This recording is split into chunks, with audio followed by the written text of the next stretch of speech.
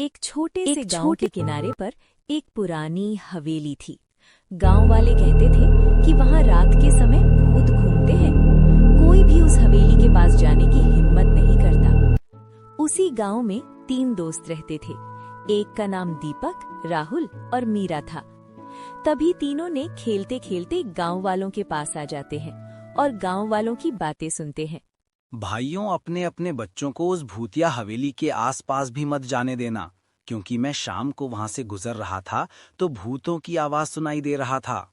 ठीक कह रहे हो रामू भाई। मैंने भी एक दिन ये आवाज सुना था जब मैं वहां से शाम के समय अपने घर की तरफ आ रहा था। तो भूत बोलता है कि कोई भी गलती से हवेली के आसपास मत आ जाना, नहीं तो मार दूंगा सबको। ठीक है श्याम भाई, हम अपने बच्चों को वहां नहीं जाने देंगे। फिर क्या था, तीनों दोस्त गांव वालों की बात सुनकर वहां से अपने अपने घर की तरफ जाने लगते हैं। तभी बीच रास्ते में दीपक उनको रोक देता है और बोलता है कि मैं भूत ऊत को नहीं मानता हूँ। क्यों ना हम आज शाम को उस भूतिया हवेली की सच्चाई जानने के लिए हवेली के पास चलते हैं। तुम ठीक बोल रहे हो दीपक, आज हम शाम को चलेंगे हवेली के पास। सभी दोस्त अपने घर चले जाते हैं और शाम होने का इंतजार करते हैं।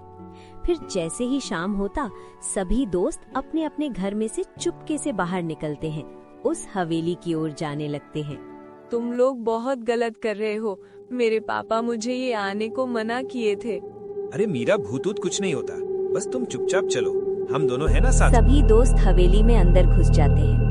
अंदर जाते ही देखते हैं, ऐसा लगता है कि ये तो बहुत समय से कोई नहीं आया है। अब चलो, पक्का कोई भूत रहता है यहाँ तो। नहीं मीरा, जब हम आ गए हैं तो इस सच्चाई जाने बिना यहाँ से नहीं। तीनों दोस्त सीढ़ियों से चढ़ते हुए पहले मंजिल की तरफ जाते हैं। वहाँ देखते हैं कि अरे यहाँ देखो, यहाँ एक बूढ़ा आदमी बैठा हुआ है। अरे बाबा, आप इस भूतिया हवेली में क्या कर रहे हो? बेटा, जब तुम सब मुझे देख ही लिए हो, आपसे सच्चाई छुपा के क्या फायदा।